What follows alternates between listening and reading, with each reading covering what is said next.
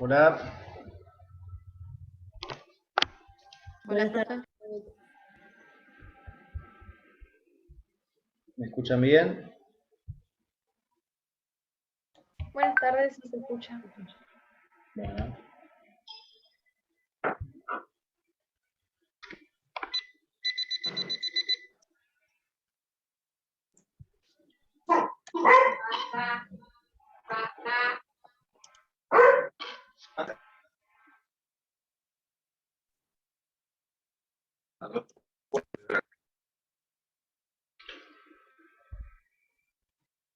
¿Cuántos están siendo en cada teórico? ¿Cuántos alumnos?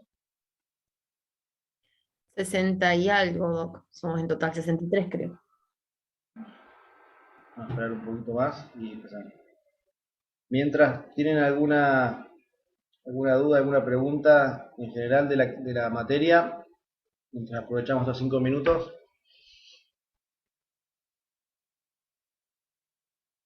Háganla ahora, aprovechen. A mí ahora no se me viene nada a la cabeza, Doc.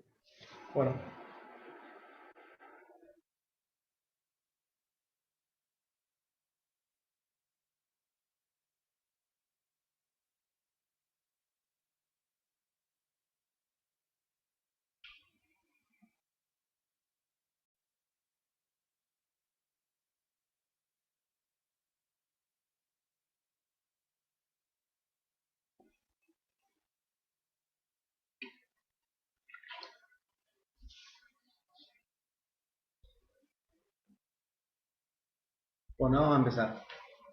El teórico que toca figura como enfermedad diverticular y obstrucción intestinal. En realidad uno tiene que decidirse si va a hablar mucho de obstrucción intestinal y poco de enfermedad diverticular, o mucho de enfermedad diverticular y poco de obstrucción intestinal. Vamos a empezar hablando de enfermedad diverticular, no para que sea... ¿Se escucha? Sí, el otro Ah, día tuvimos un teórico de enfermedad diverticular. perfecto, entonces vamos a hacer un salto rápido para recordar cuáles son las complicaciones, cómo rápidamente y a modo de repaso en qué consiste la enfermedad diverticular, cuáles son las complicaciones y cómo se cruza con obstrucción intestinal. Y después ya nos metemos de lleno en obstrucción. Si de algo de lo que yo les voy a comentar no lo tienen claro o se contrapone con lo que escucharon, me lo dicen. A ver, compartir pantalla.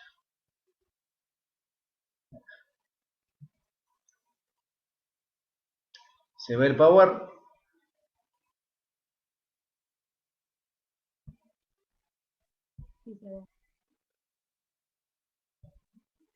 ¿Se ve? Sí, Doc, ahí se Sí, ve. se ve.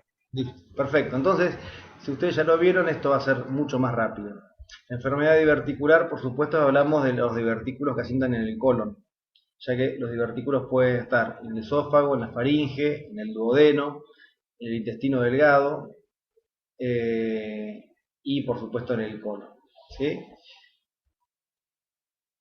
Como se define que es el conjunto de condiciones anatomopatológicas que comprenden desde el hallazgo anatómico, o sea, un hallazgo, hasta cuadros graves que produjeron las complicaciones que ustedes ya conocen. En la etiopatogenia nosotros podemos separar los divertículos verdaderos de los falsos. Los divertículos verdaderos tienen todas las capas del intestino, del colon: serosa, muscular, submucosa y mucosa. En cambio, los falsos tienen solamente serosa, submucosa y mucosa, y no tienen las capas musculares. Los falsos son los más frecuentes y son los que condicionan la enfermedad diverticular que todos conocemos. ¿En qué lugar se producen los divertículos? En el lugar donde entran las arteriolas, los vasos rectos que penetran. Si ustedes recuerdan, vienen por el mesocolon, se abre una rama anterior y una posterior, y en un momento determinado llega a la mucosa con un vaso recto. En ese lugar donde entra, donde penetra, eso produce una debilidad potencial en el músculo que con algunas condiciones estructurales y por sobre todo lo que es la dieta y los años, se produce una hernia, es decir, una herniación. ¿De acuerdo? ¿Cuáles son perdón que mientras voy admitiendo, las circunstancias que hacen que aumente la presión adentro de la luz? Por supuesto, la constipación, la dieta pobre en fibras, pobre en líquidos, rica en proteínas y en grasas, algunas circunstancias que tienen que ver con genética o con parasitosis como el dólico colon y demás.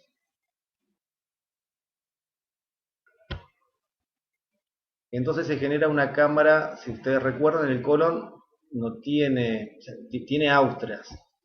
Entre austra y austra, cuando se contrae, se generan cámaras de hiperpresión, que cuando se coordinan bien, hacen que la materia fecal propulse. Se contrae acá, se relaja en el distal y propulsa la materia fecal.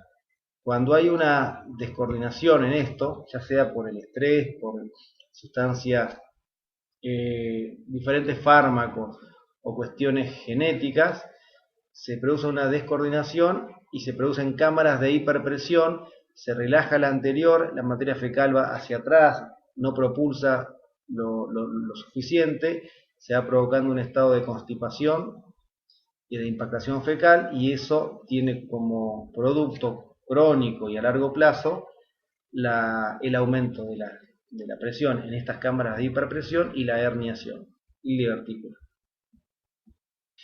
Sabemos que, o mejor dicho, recordemos que la gran mayoría de los divertículos, de la enfermedad diverticular, va a sentar entre el colon sigmoide y el colon izquierdo. El resto del colon se lleva el 2% el transverso, y el 2% el colon derecho y el 4% el ciego. Los divertículos verdaderos suelen estar en el ciego. La incidencia, ustedes ya la conocieron si ya tuvieron la clase. La etiología es lo que acabamos de hablar recién.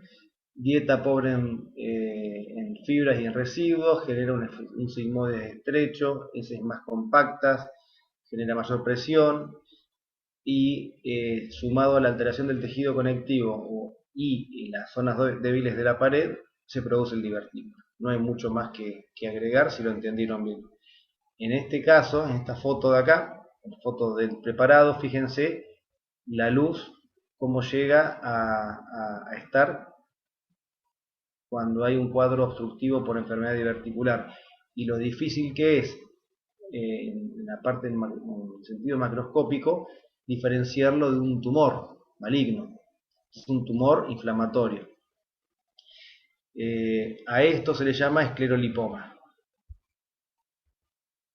Entonces pueden haber formas complicadas y no complicadas. Las no complicadas es la enfermedad diverticular asintomática, la miopatía sigmoidea hipertónica, es decir, que solamente te genere dolor de tipo cólico que mejora con el ventoseo y es el estado previo a la enfermedad diverticular completa. Y las complicaciones son la inflamación, que es la diverticulitis, la perforación, que viene de la mano de la diverticulitis, es una de las complicaciones, las fístulas, las hemorragias y la obstrucción colónica.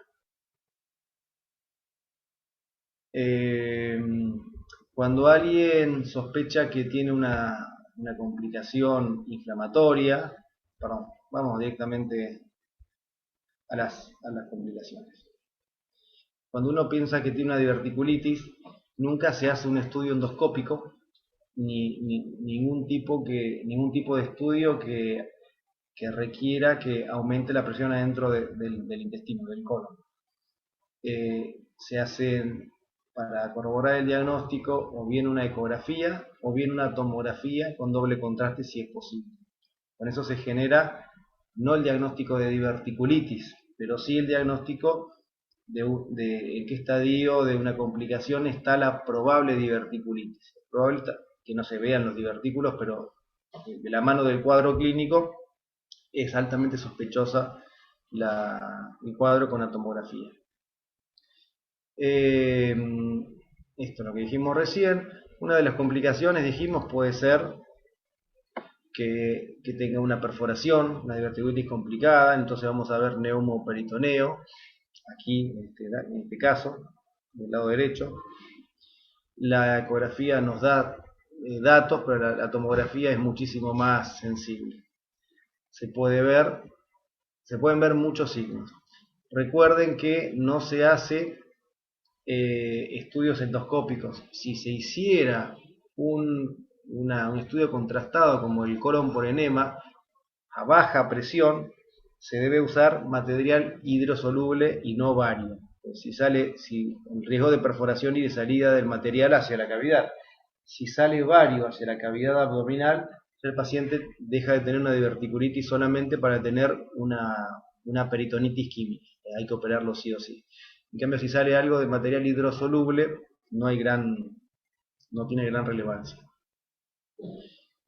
En este caso, es una radiografía, un colon por enema baja presión que se le hizo con material hidrosoluble. Fíjense, la cantidad de microespículas, estos son estadios prediverticulares, un colon estrecho, y en algún lugar tiene una fuga de contraste. En este caso, si se hubiera usado bario, hubiera tenido una peritonitis por bario.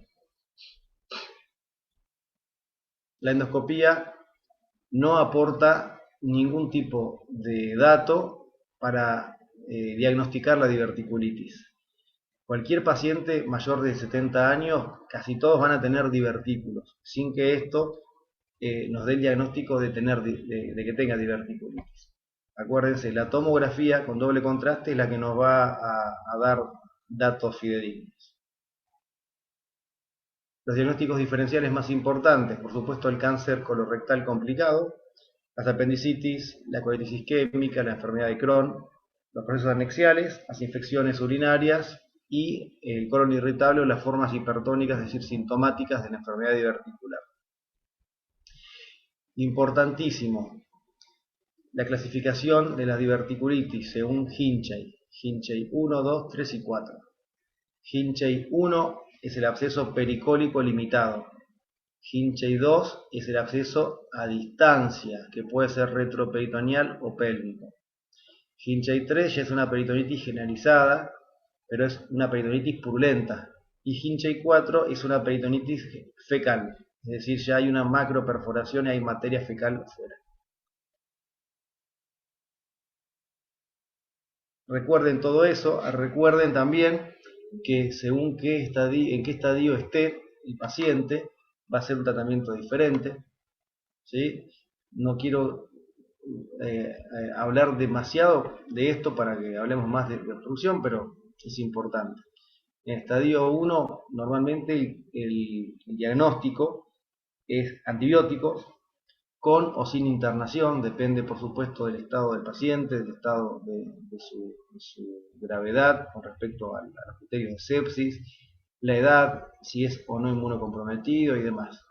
Y puede evolucionar favorablemente, es decir, bajando la inflamación y la infección y zafando entre comillas con el tratamiento médico, o puede evolucionar desfavorablemente provocando un absceso lejos del colon. Entonces ya empieza a requerir algún otro tratamiento. Cuando es un Hinchey 2, que es un absceso que está por fuera del colon, ya está casi jugada la evolución a que va a ser un absceso y que ese absceso, si no tiene tratamiento, ya sea médico o quirúrgico, va a crecer y al romperse va a generar un Hinchey 3, es decir, una peritonitis purulenta. El tratamiento médico es igual que el estadio 1, antibióticos cubriendo fundamentalmente los gram negativos y anaerobios, obviamente con internación, y si no responde al tratamiento médico, muchas veces estos antibióticos no tienen la penetración, la llegada al interior de un absceso, entonces ya pasó la etapa médica. Si pasamos a la etapa quirúrgica, siempre hay que pensar que en lo quirúrgico hay que comenzar por lo menos invasivo, de lo menos invasivo a lo más invasivo. Y lo menos invasivo es colocar un drenaje percutáneo, directamente, solamente en el absceso, sin meternos con el colon. Y por supuesto que lo más invasivo es operar directamente, abrir el absceso, drenarlo y probablemente meternos con el colon. En este caso, el ejemplo de un absceso paradiverticular, acá está el colon sigmoide, con su cuadro de diverticulitis. Por supuesto es una sola foto esta, habría que ver muchas, ¿no? Para explicarles a dónde estaba la diverticulitis. Pero en este caso, el problema no era la diverticulitis en sí, sino el absceso que lo formó. Y muchas veces pasa eso, ocurre que la diverticulitis revierte, mejora el tránsito, deja de tener distensión abdominal, todo esto, pero generó un absceso y ese absceso es el que genera la enfermedad. Y el estadio 3 es cuando el bloqueo, es decir, el absceso que estaba bloqueado, siendo eficientemente bloqueado por el intestino, el epiplón, la vejiga, se desbloquea y genera una peritonitis purulenta generalizada. El estadio 4 es una peritonitis generalizada, pero es fecal.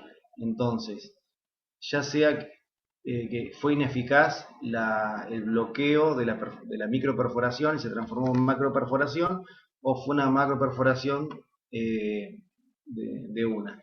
Cuando hay un Hinchey 3 o un Hinchey 4, la cirugía se impone. Ya no hay tratamiento mini-invasivo, me refiero a lo percutáneo. Sí se puede hacer por vía laparoscópica o por vía quirúrgica abierta. Por supuesto que hay que tratar la peritonitis, lavar la peritonitis y remover el foco séptico. Después se verá si se hace una anastomosis o directamente se deja una colostomía y se cierra en unión rectal y demás. Es un tema para hablar bastante más, pero con un pizarrón y con los 3 o 4 ejemplos. Bueno. Y después vienen las fístulas, porque lo que hablamos recién son las complicaciones de las diverticulitis. Las fístulas es otra de las complicaciones y se dan porque los órganos vecinos llegan a contactar con el colon, con el colon que genera una y otra vez diverticulitis,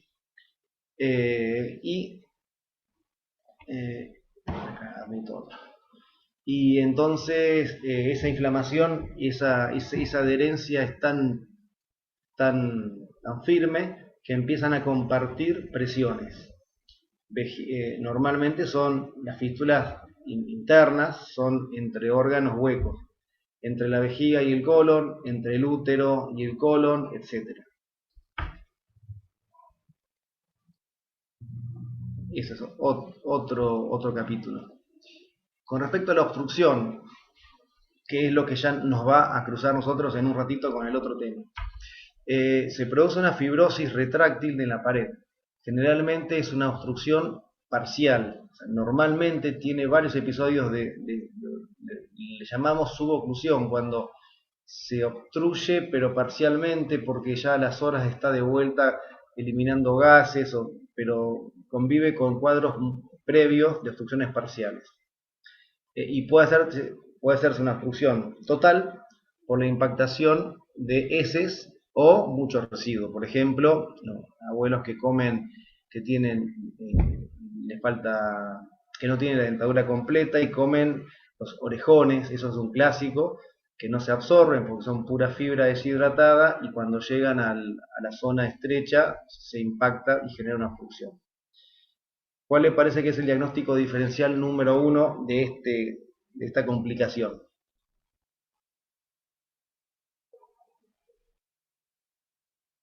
El cáncer colorectal. Exactamente, el cáncer colorectal. La otra complicación es la hemorragia. Se origina en el colon derecho en un 70-90% de los pacientes. El 70% de los pacientes, o el 80%, paran de sangrar espontáneamente, pero el riesgo de resangrado es del 30%. ¿Qué quiere decir todos estos números? Que la grandísima mayoría de la enterorragia, de la hemorragia digestiva baja originada en los divertículos, cede espontáneamente. ¿Por qué? Porque lo que sangra son esas venitas que van al lado del ostium diverticular que yo les mostré en el primer gráfico. Se lastiman literalmente con el paso de la materia fecal y la misma presión que tiene el colon con la materia fecal y demás hacen que realice la hemostasia. Entonces, no es rarísimo, pero no es frecuente que tengamos que operar a alguien por hemorragia digestiva por enfermedad diverticular. El diagnóstico, por supuesto, de esto es raro, perdón, no es raro, es difícil porque en el momento en donde hay un sangrado activo, que suele ser de baja cuantía, pero ensucia mucho el colon, entonces el endoscopista no ve más que materia fecal con sangre.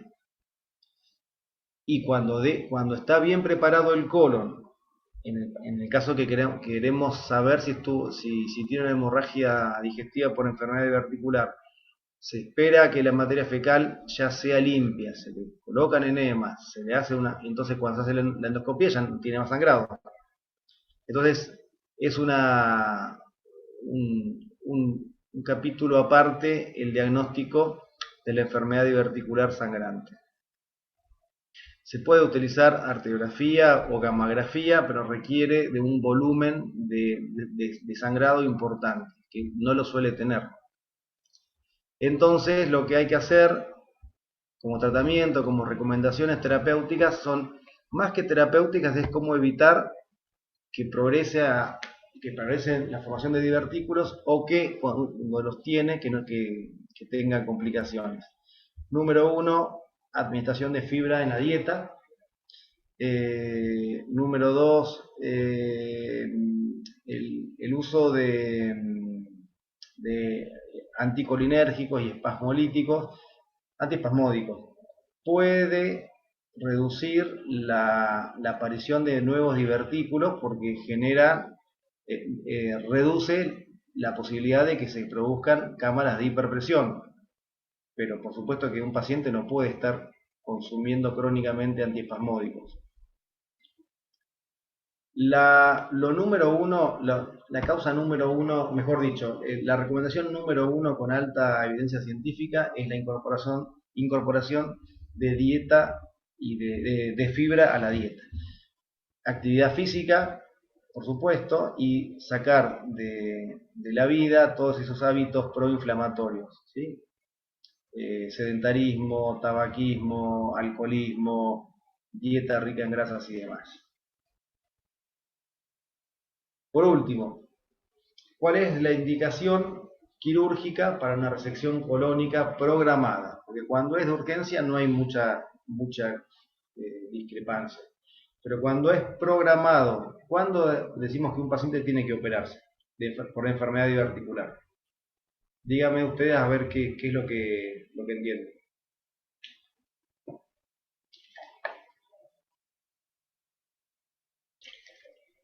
En el libro dice que es cuando se producen más de 2 episodios de hemorragia masiva, que está indicada la colectomía programada. Y eso con respecto a las hemorragias, pero yo habiendo terminado ya de hablar de las complicaciones, ¿cuándo un paciente con enfermedad diverticular tiene que ser operado? Cuando es un paciente inmunocomprometido, cuando tiene un cáncer, puede ser. Cuando se quizá por los repetidos episodios de diverticulitis inflamatoria. Eso. Si tiene 2 o más episodios de diverticulitis con internación en menos de un año, se recomienda la resección quirúrgica programada. O 3 episodios en 2 años. ¿Por qué? Porque el alto índice de recurrencia de episodios, después del primer episodio tiene 30% de tener un segundo episodio. Y después del segundo episodio tiene 50% de tener episodios graves, con complicaciones. Entonces, 2 o más episodios en un año que hayan requerido internación, se programa cirugía. O 3 en 2 años. ¿De acuerdo? Bueno, ¿están despiertos? Doc, yo tenía Sí. una duda, porque, pero por ahí me estoy confundiendo. En el al teórico anterior del profe había dicho que no estaba recomendado hacer TAC con contraste. Y usted mencionó que se hacía con doble contraste, ¿puede ser? Sí. ¿Por qué? A ver, no se recomienda con doble contraste o con contraste oral si el paciente está en hilio. Por supuesto que si está en hilio o está con detenimiento del tránsito intestinal, con sospecha de una diverticulitis, un Hinchey 3 o un Hinchey 4, no puede incorporar contraste por vía oral.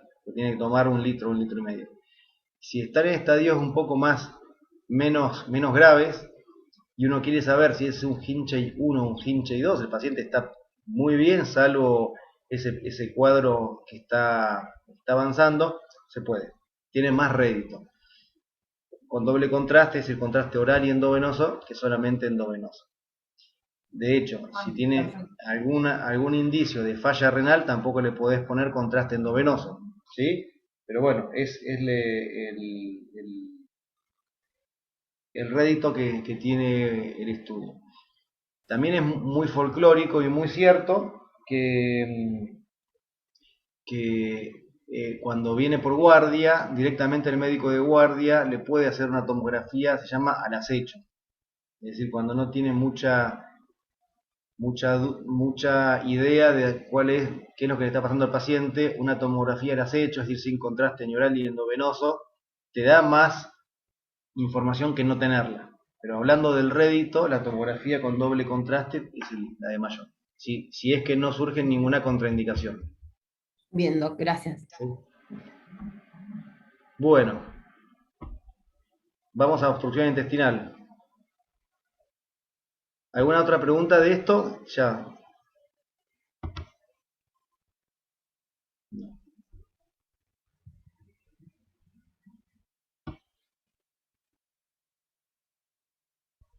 Ahí están viendo la otra de obstrucción.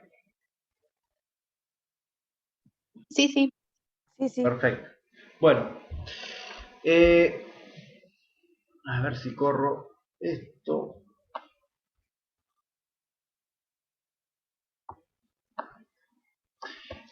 Nosotros podemos enmarcar a esto que vamos a hablar, a la obstrucción intestinal, en el detenimiento parcial o total del tránsito del contenido intestinal.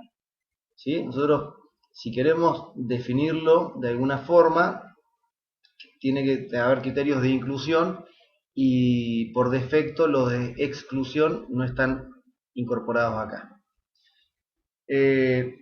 Puede ser mecánico si proviene de una obstrucción orgánica o puede ser funcional si tiene que ver con una alteración en la motilidad. La gran mayoría, el 80% representa la obstrucción del intestino delgado, mientras que el 20% corresponde al colon. Esto tiene que ver también mucho con el porcentaje que representa el intestino delgado dentro del tubo digestivo. Acuérdense que son un poco más, un poco menos de 5 metros, contra 1,5 metros, un poquito más, un poquito menos de colon. Entonces, ahí está la respuesta o la interpretación de por qué la gran mayoría de las obstrucciones ocurren en el intestino delgado. La estrangulación es una obstrucción asociada con isquemia que afecta a la pared intestinal y al meso. Hay algunas cositas que ya tenemos que ir mencionando. Las obstrucciones mecánicas puede ser por fuera de la luz, por ejemplo, bridas o adherencias, hernias internas o carcinomatosis, es decir, circunstancias, estructuras que hacen que el intestino por algún mecanismo se cierre.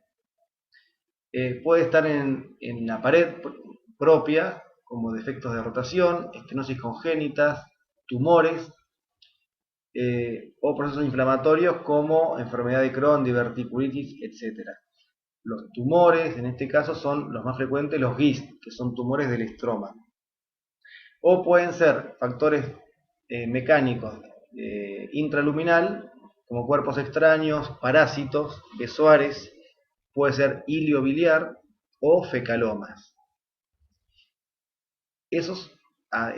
Así podemos diferenciar las causas mecánicas de obstrucción. Y después tenemos las causas de obstrucción funcional, que es el hilio paralítico, que puede ser posoperatorio, puede ser el hilio por una peritonitis, o por una alteración metabólica, o por un trauma vértebromedular, o una intoxicación con plomo, o una picadura de viuda negra. Ustedes le pueden, cualquier causa que motive la parálisis del intestino genera un hilio funcional o un hilio paralítico, y tiene que estar, por supuesto, bien justificado. Las deshidrataciones, lo que viene después de la diarrea, que es justamente que se deshidrata, se pierde cloro, se pierde calcio, se pierde magnesio, y el intestino, como no puede contraerse, genera un hilio paralítico, por ejemplo. Bueno, la fisiopatología no es muy compleja de entender. Es una manguera que tiene que tener un peristaltismo y tiene que tener un flujo caudal, y si se frena por los motivos que ya mencionamos, se va a empezar a acumular líquido y aire, o materia fecal y aire y líquido. La mucosa, en ese caso, pierde la capacidad de reabsorber y aumenta la secreción luminal. Entonces, trae como consecuencia la deshidratación, los trastornos electrolíticos y la alteración ácido-base. Y eso genera un tercer espacio. Cuando hablamos de tercer espacio en medicina, hablamos del líquido secuestrado, probablemente y lo más frecuente en el intestino, por la cantidad por la longitud que tiene. Recuerden que el líquido secuestrado secuestra sodio, calcio, magnesio, potasio y demás. Por eso es que habla de un trastorno hidroelectrolítico y de ácido base. Y todo esto también provoca una translocación bacteriana. ¿Qué significa la translocación bacteriana? Que las bacterias que normalmente, la flora normal bacteriana, que son muchas bacterias y clases de bacterias que conviven en un equilibrio, empiezan a desequilibrar, empiezan a acceder al torrente, a la mucosa y a la submucosa, es decir, al torrente sanguíneo, y bueno, ahí empiezan los cuadros graves de sepsis. La clínica dominante es el dolor de tipo cólico, es el clásico dolor de tipo cólico. Y después, cuando uno lo observa al paciente en la semiología, dependiendo de la magnitud que esté, o sea, el nivel de la obstrucción, puede haber una distensión un poco más localizada o generalizada. La alteración del ritmo evacuatorio es fundamental. La catarsis negativa, la falta de eliminación de gases. Que haya eliminado gases hasta hace un ratito de la consulta no significa que no esté obstruido.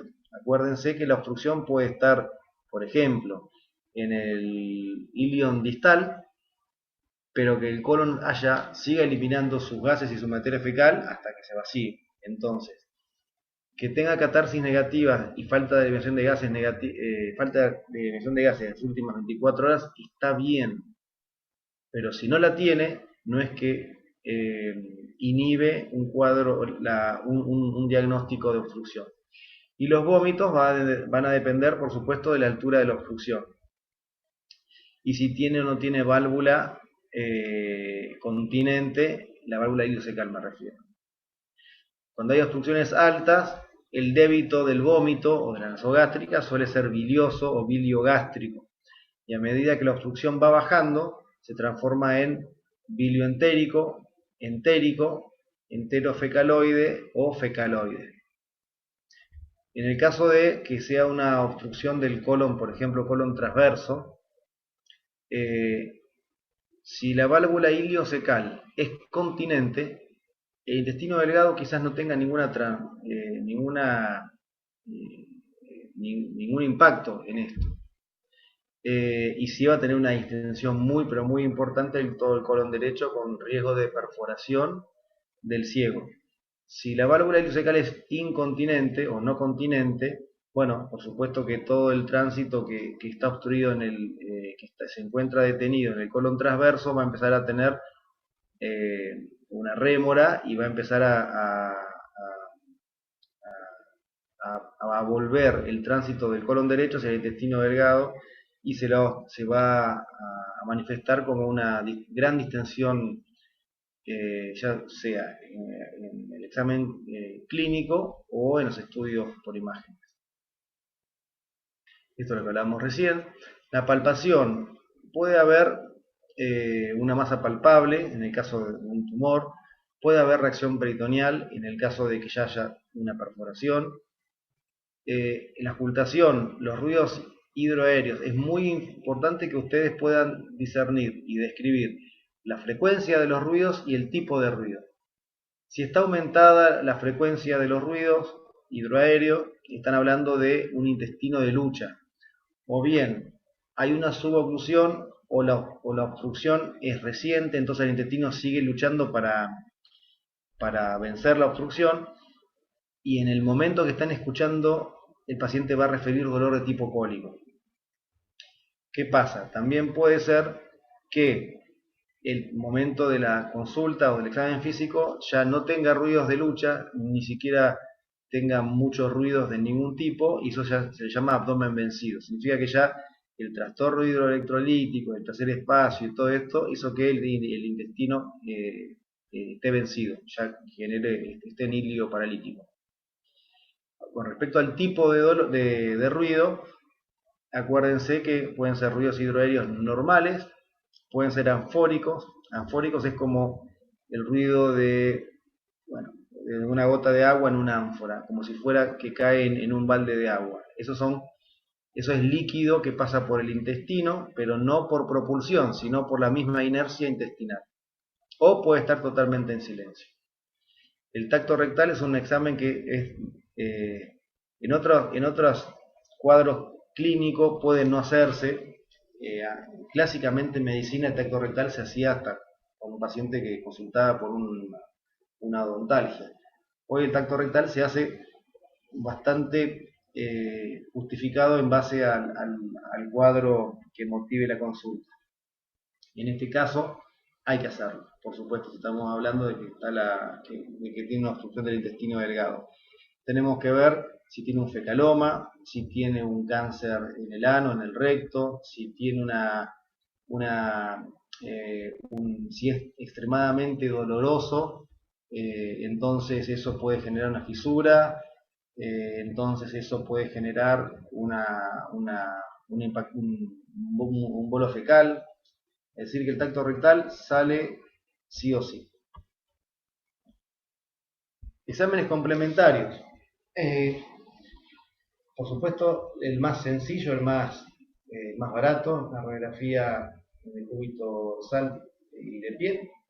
Tiene mayor valor diagnóstico, no diagnóstico con respecto a la causa de la obstrucción, sino a la confirmación diagnóstica de la obstrucción, es decir, que tenga una obstrucción, y la altura de la obstrucción. Ya vamos a ver por qué.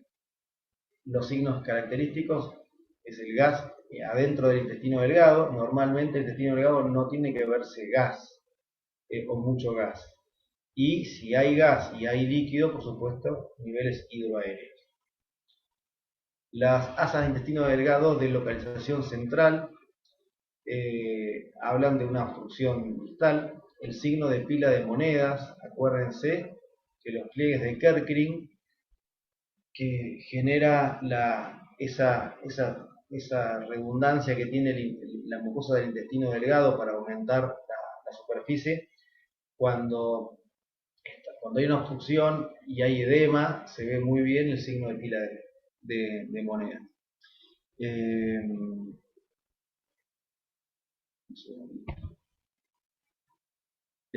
Bueno, en colon, cuando la obstrucción es colónica, siempre esta imagen de distensión va a ser periférico. y no vamos a tener los pliegues de Kerckring, vamos a tener las austras. Vamos a ver después unos cuantos ejemplos a ver qué dicen ustedes. Y si la obstrucción ya tiene varias horas de instaurada, el intestino va a empezar a trasudar líquido por sufrimiento de la pared y del peritoneo, y ese líquido en una radiografía de abdomen se ve como el signo del reboque. Es como si fuera un reboque blanco que nos va diferenciando muy bien las asas de intestino. Por ejemplo, ejemplo de lo que dijimos recién de los niveles hidroaéreos, fíjense, todo lo centroabdominal es intestino delgado. Y si se imaginan que acá está la válvula ileocecal y acá el ángulo de Trace, esto es una obstrucción de intestino delgado bastante distal. Si hay niveles, es porque está detenido, porque hay aire por arriba y líquido por debajo. Entonces, si es intestino delgado, es lógico que sea líquido. En el caso de la imagen de la derecha, fíjense que se ve como si se hubiera remarcado con blanco la diferencia entre las asas de intestino. Eso es el signo del reboque, o el signo del Mercedes-Benz. Fíjense que se ven como pilas de monedas. Bueno, cada uno de estos son pliegues de Kerckring, que a diferencia de las austras colónicas, van de lado a lado. ¿Sí? Si ustedes ven una placa de un abdomen obstruido, van a ver esto, los pliegues de Kerckring. Fíjense, en el marco a la derecha, acá donde estoy usando el mouse, no hay gas. En la zona donde tendría que estar el colon derecho, acá se ve el psoas, se ve algo que puede llegar a ser materia fecal, pero no se ve ni una burbuja de aire. Entonces, se sospecharía, en base a esta radiografía, que la obstrucción está en el intestino delgado medio o proximal, porque hay poco intestino delgado. ¿Me siguen? Perfecto. Sí, Doc. Bien. Vamos a ir poniendo un montón o varias imágenes de radiografías, de tomografías y demás, y vamos a repetir siempre lo mismo. En algún caso va a haber alguna sorpresa, vamos a ver si lo encuentran. En este caso lo mismo. Esto es una radiografía. Para ustedes este paciente está en decúbito lateral, en decúbito ventral o de pie. Este paciente.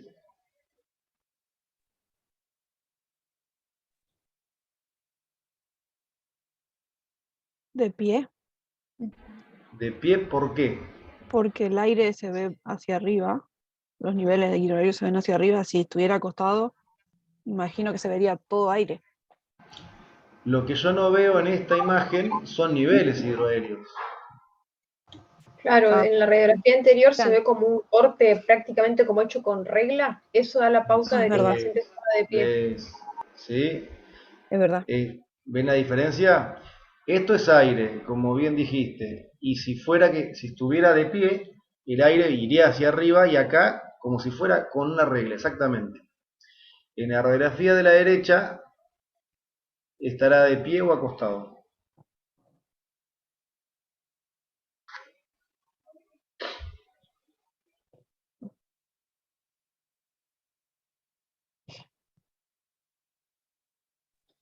Por el mismo motivo diría que está acostado. Bien, yo digo lo mismo. ¿Y qué les parece? ¿Que hay una obstrucción del intestino delgado o del intestino grueso?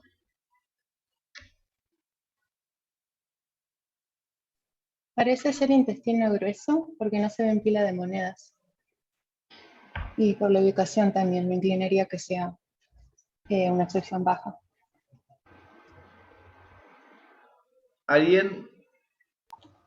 Para mí, más por la cantidad de intestino que hay, para mí sería intestino delgado, pero está tan distendido que no se ven las válvulas de Kerckring. Hablemos primero de la radiografía esta, la de la izquierda. Esta, donde tienen las flechas rojas. ¿Qué les parece? ¿Puede ser el signo de collar en perlas o collar de perlas? Sí. O de la pila de monedas también. Sí. Y entonces, ¿qué es? Delgado sería. Delgado, delgado. ¿Será una obstrucción distal o una obstrucción media o una obstrucción proximal?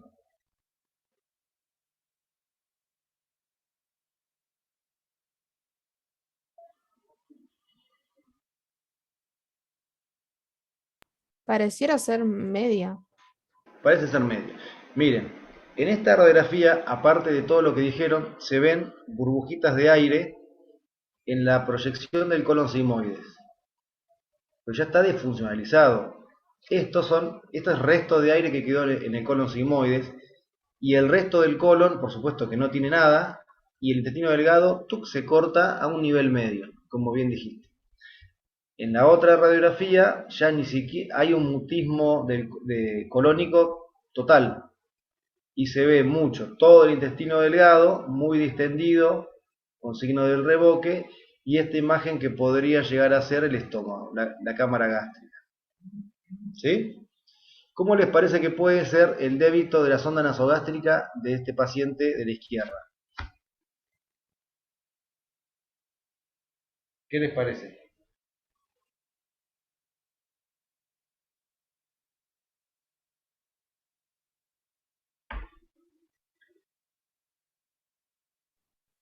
Entérico, porque Entérico, perfecto. no llega a colon, así que no genera materia Perfecto. fecal. Bilioso, bilioentérico. Perfecto. Muy bien.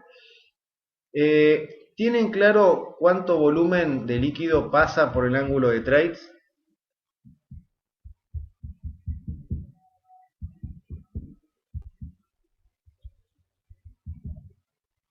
¿Alguno de los que cursaron acá en el sanatorio?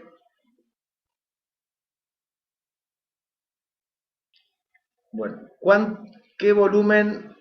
Vamos a hacer la cuenta, es muy fácil y la tienen que saber. ¿Qué volumen de saliva se fabrica por día en 24 horas? En condiciones normales, de normohidratación y sin fiebre y nada. ¿Qué volumen de saliva? 1 litro. 1 litro, exactamente. Entre 700 y 1200, vamos a ponerle 1 litro. ¿Qué volumen de líquido fabrica el estómago por día?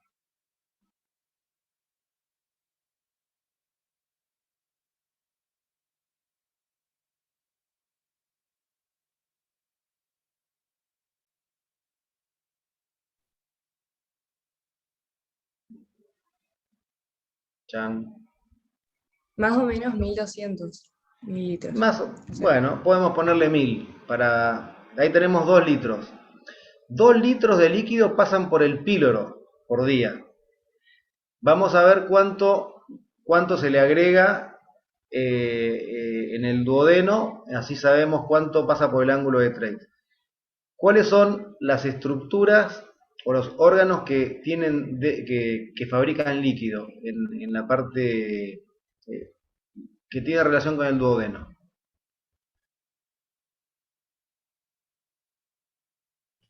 Y el páncreas, Bien, el páncreas, ¿qué fabrica? jugo pancreático. Jugo pancreático, perfecto. ¿Cuánto? También, como 1 litro y medio. 700, Ah. 700, 750. La vesícula, ¿cuánto fabrica y de qué?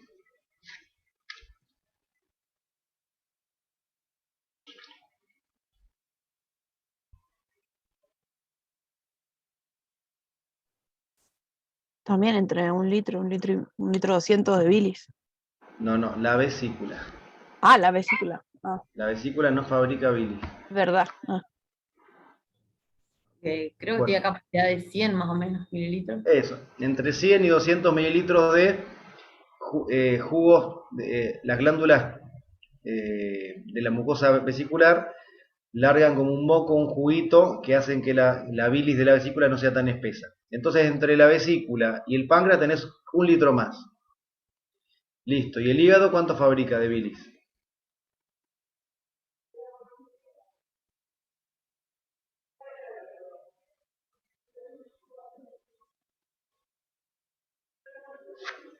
Ahí Un sí litro en sería el lo que dijo la primero. compañera, que dijo aproximadamente un Un litro. litro.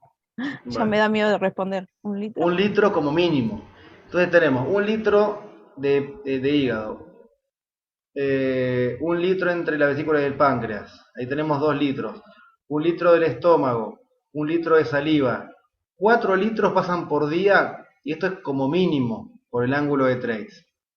Entonces, si hay una obstrucción del ángulo de Trace hacia abajo, y ustedes tienen que saber cuál es la capacidad que tienen las diferentes partes del intestino de absorber.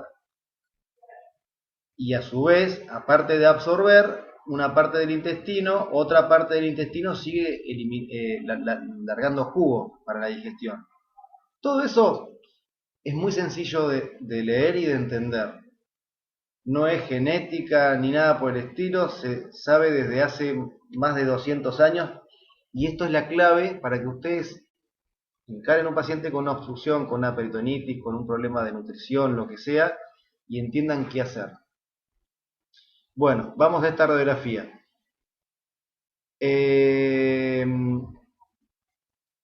La de la izquierda, ¿cómo la podrían describir, cómo la podrían interpretar?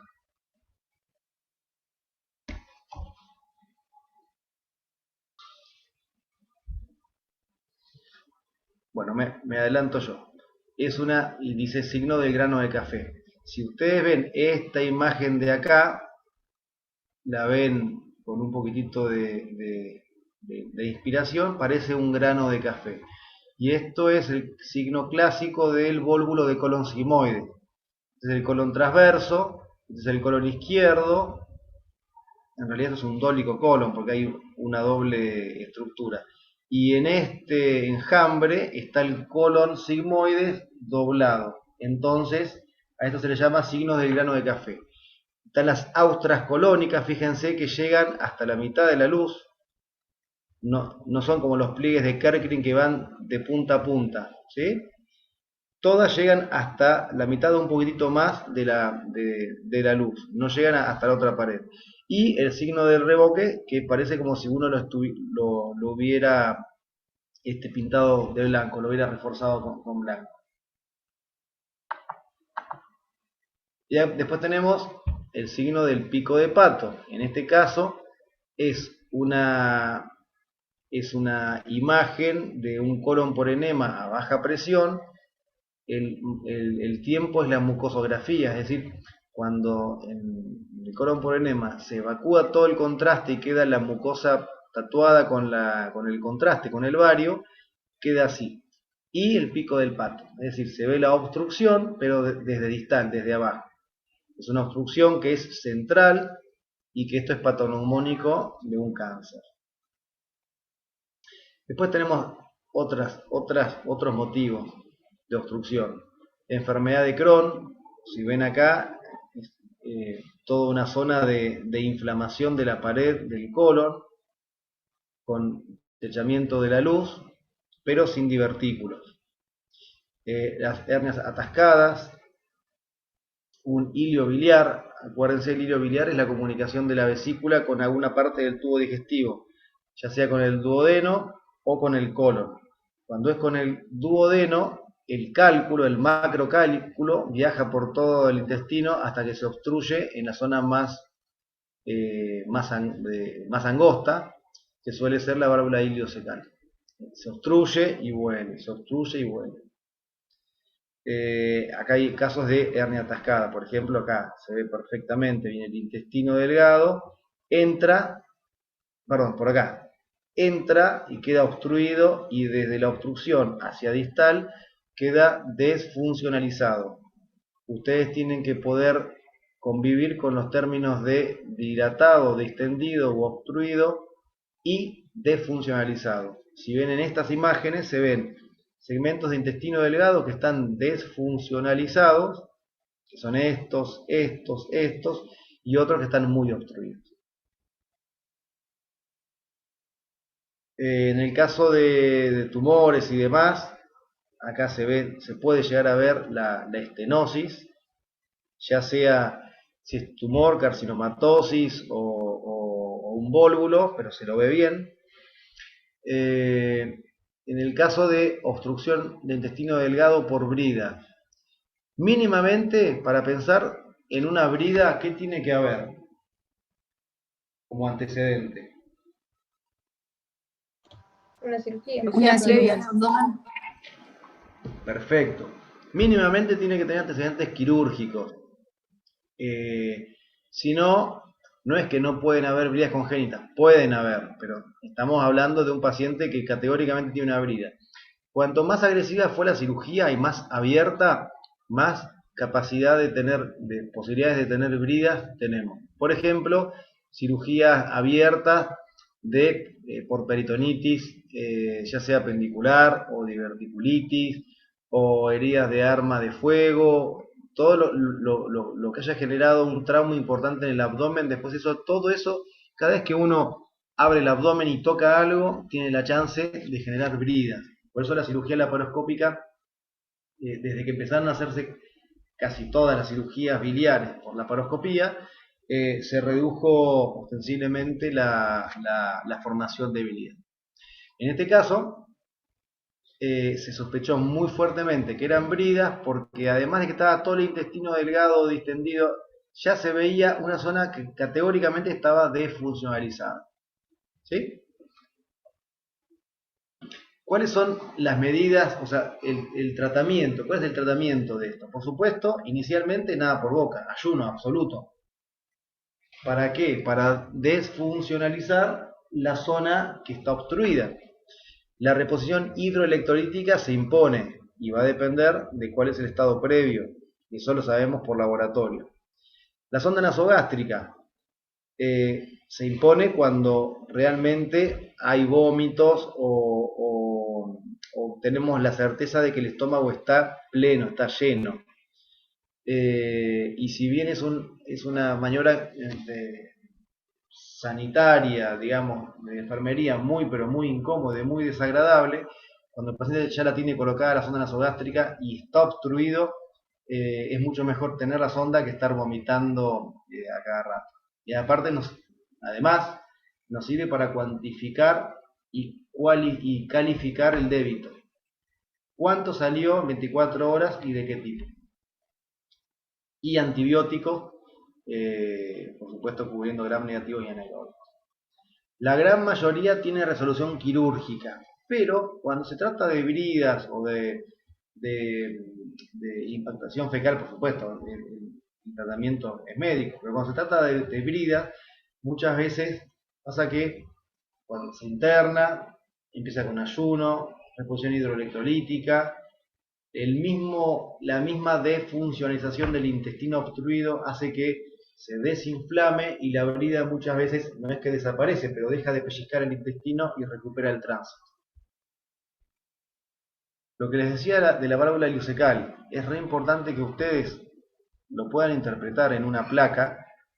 Si hay una obstrucción, por ejemplo, en la figura A, un cáncer de colon sigmoides, y va a estar todo el colon izquierdo, el ángulo esplénico, el transverso y demás, muy distendido, a punto de reventar.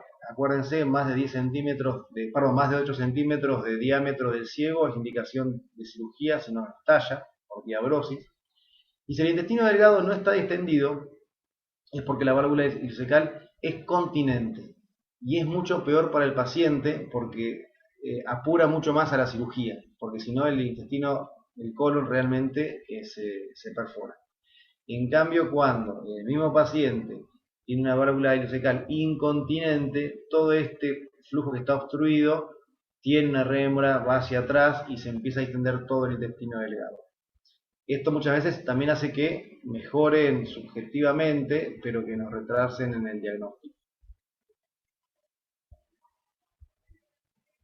Bueno, en pediátricos, en lactantes, también hay que agregar a la lista de obstrucciones la intussuscepción intestinal, que es ni más ni menos que el intestino delgado metiéndose sobre el intestino delgado. Como se inflama y genera un anillo, un edema, se suele impactar como si fuera encallar como el barco en la arena, y termina siendo o bien operado con resección en anastomosis o operado, se desimpacta y solo eso. Normalmente se reseca y se anastomosa, pero porque ya tiene cierta propensión a hacer una y otra vez la invaginación. Por supuesto, y mencionando ya, como para ir terminando, las causas, en este caso, motivo parietal, en el caso de las diverticulitis también, se genera el esclerolipoma, que es esa estructura que una y otra vez estuvo trabando y frenando los episodios de diverticulitis, y llega un momento en que hay tanta fibrosis y tanta cicatriz que casi no queda músculo, no se puede distender y termina impactándose la materia fecal. En esta radiografía lo que vemos es todo el colon derecho, el ángulo hepático del colon, la guirnalda del colon izquierdo, fíjense que son austras colónicas, no hay duda, el colon izquierdo, y acá esto seguramente es un colon por enema a baja presión donde hay una obstrucción en el recto superior o en la unión recto-sigmoidea por la cual el contraste no atraviesa esa barrera. ¿Lo van viendo? Sí, doc. Si acá no hubiera una obstrucción, pasarían dos cosas. Primero, el aire que está acá acumulado estaría en el recto. Y segundo, el contraste que se intenta pasar desde el recto estaría acá. El volúmulo de colon sigmoides es una de las causas de obstrucción en el colon, que no son tumorales. Fíjense por qué se le llama el signo del grano de café. Porque realmente en una radiografía se ve como un grano de café. Ni más ni menos. Los dolicomegacolon en la enfermedad chagásica. Esto es muy fácil de entender cómo esto se puede volvular, se dobla sobre su eje y se obstruye. Estas fotos no son rarezas, si bien parecen fotos de archivos que nunca muy raras, son realmente frecuentes en personas mayores y más de procedencia del norte. ¿Eso es el colon en cañería o algo así que se llama o no? ¿En caño de plomo? Algo así, sí. No, el colon en caño de plomo es el colon poco peristáltico y tiene que ver con estadios prediverticulares severos, digamos. Eso ya es un dólico megacolon. Dólico porque es más largo de lo habitual y mega porque es mucho más, tiene mayor diámetro. Esto es aperistáltico, esto es una bolsa donde cae la materia fecal ahí, es empujada desde el colon proximal y nada más. Esto realmente es un desastre, no anda. Y por supuesto digo, en el caso de las eventraciones gigantes, que se atascan, se estrangulan, las eventraciones suelen tener bridas adentro, le llamamos madrigueras. Entonces un paciente que tiene esta semejante defecto de pared, cuando operamos, abrimos el saco y todo esto, vemos de repente que una sola brida era lo que provocaba todo esto. Pero no el anillo de la eventración. El anillo de la eventración le va a dar problemas respiratorios, ventilatorios, pero no una obstrucción. Lo que obstruyen son las bridas de estos pseudosacos. ¿Sí? En este caso, si afinan un poquito el ojo, ven exactamente de qué se trata una brida. ¿La alcanzan a ver? Sí, doc. Perfecto. A ver si corre el videíto. En este caso es una hernia crural atascada. Es una paciente que yo era residente y me comí un reto importante, porque sabía que estaba obstruida, sabía que era una hernia crural derecha, fantástico, pero nunca le había hecho el examen clínico general, y tenía un cáncer en la mama derecha tremendo. Entonces cuando la operamos, vimos que todo esto blanco de acá, esto es carcinomatosis. Entonces estaba bien operarla porque estaba obstruida, todo lo que quieran, pero bueno, obvié algo muy importante. Como residente no me dejaron operar. Se dan cuenta, por la laparoscopía no es tan sencillo operar, el riesgo de que se lastime el intestino es inminente, pero bueno, se puede hacer. En este caso, el asa que no está obstruida es el asa que está a la derecha, es el asa desfuncionalizada. Lo pongo no para que ustedes sepan cómo operar una hernia por video, sino para ver qué le ocurre al intestino cuando está obstruido por una hernia, por ejemplo. ¿De acuerdo? Y ese líquido, ese es el líquido que genera después el signo del revoque. Se llama líquido de sufrimiento. Bueno, se ve re lindo. A ver qué tengo acá. Esta era una paciente con una eventración, había sido operada y estaba con una obstrucción. Hace referencia esto que se está mostrando a la obstrucción, al defecto de pared, perdón. Esto que se ve acá es el intestino metido en la eventración.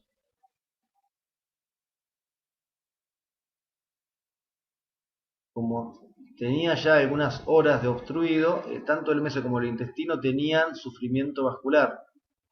No tenían isquemia y necrosis, pero sí tenían un sufrimiento venoso. De vuelta, la idea no es que ustedes sepan cómo se opera una cirugía de este tipo por laparoscopía, sino cómo se ve el intestino que está obstruido en una hernia o en una eventración. Y en este caso es una hernia interna. Difícil de interpretar para ustedes porque la cirugía fue mucho más larga que esto. Entonces se vio segmento de intestino delgado, distendido, y al lado intestino delgado que estaba desfuncionalizado, y de repente esto. Es decir, ¿qué tiene acá? Bueno, eso era finalmente una hernia interna. Esta es otra hernia, es un video mucho más viejo, de cuando yo hice la residencia un poquito antes. De vuelta, el intestino delgado metido en el agujero de una hernia inguinal. En este caso, un vólvulo colónico, semejante estructura hueca, larga, distendida, y este es el motivo por el cual no está indicada la cirugía laparoscópica en una obstrucción del colon cuando se sospecha un vólvulo, porque no hay carpa. Ese líquido de ahí es el líquido de sufrimiento. Bueno, estamos. Hasta ahí los dos temas. ¿Preguntas?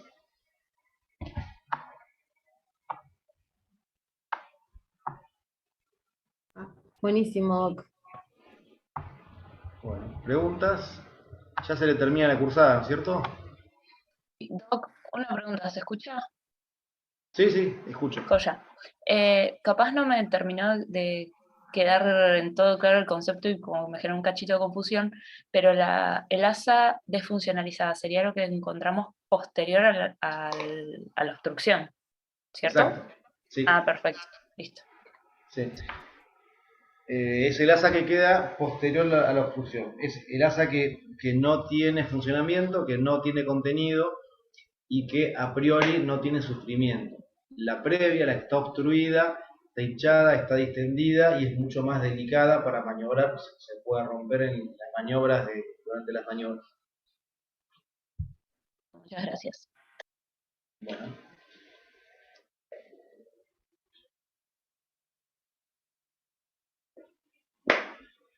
¿Cuál de las hernias tiene mayor peligro de obstrucción? Hernia crural. ¿Es la umbilical? No. Hernia umbilical, hernia inguinal directa, hernia inguinal indirecta o hernia crural. Las crurales. La crural, ¿por qué? Porque el orificio era más estrecho, creo.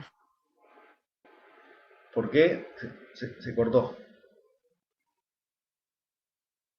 Porque el orificio es más estrecho y se distiende menos.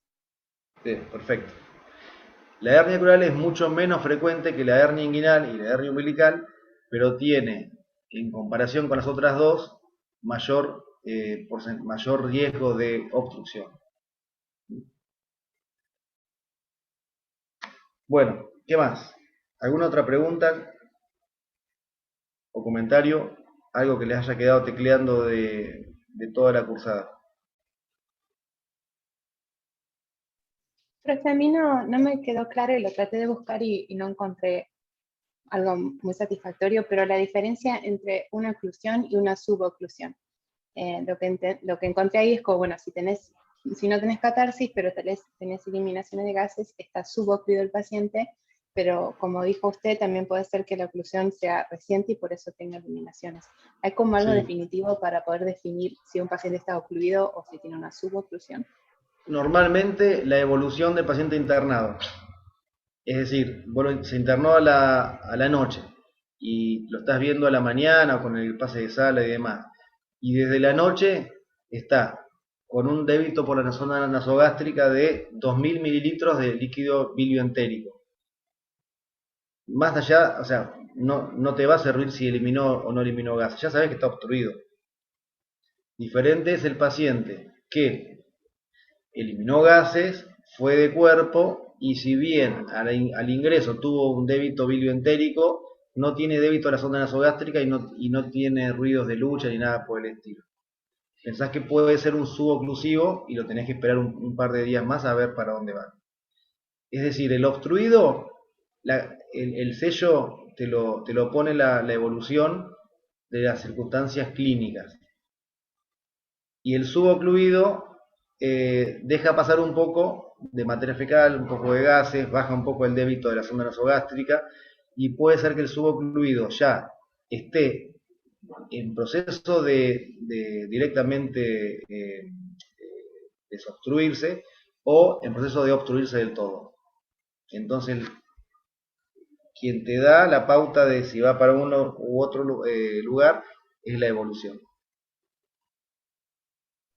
Bien, buenísimo. Gracias. Profe, ¿a todos los Sí. pacientes se les da antibiótico? Cuando tenemos la certeza de que está obstruido, sí, para bajar un poco la carga bacteriana.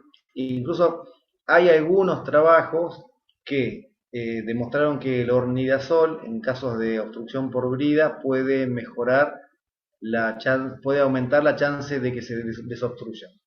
En realidad, se le pone antibióticos para empezar a bajar un poco la carga bacteriana de los anaerobios y las negativos. Muchas gracias. Por nada.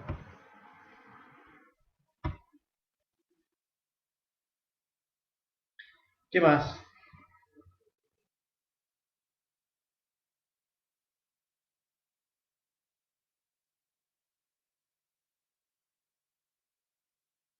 Bueno, aprovechen que... ¿Cuándo tienen el parcial? El 24. 24. Bueno, gente, si no tiene más, me desconecto. Si Doc, no, sí, dale. antes de que corte, junto con 4 compañeras más, queríamos preguntarle cómo nos organizamos para rendir en el sanatorio con usted. Bueno, eso es la semana que viene, ¿no es cierto? No, la otra. Ah, la otra. Me contactan por WhatsApp. Dale, ¿nos pasa el número o...? 2984 Sí, 505 505. perfecto, dale. El jueves o viernes de la semana que viene, es una semana antes, me contactan y vamos viendo. Como estoy solo evaluando, seguramente las vaya dividiendo por días. Bueno, dale. Aclaración, para el último minisex el examen es completo y no les digo bravo, pero es un examen real. Entonces, tómenlo como tal. El examen del paciente, la anamnesis, el examen físico y completo. ¿Sí? Sí, Doc. Bueno, Gracias, Doc. nos estamos viendo. Hasta luego por nada. Chau. Hasta luego, gracias. Gracias, Doc. Gracias. Hasta luego.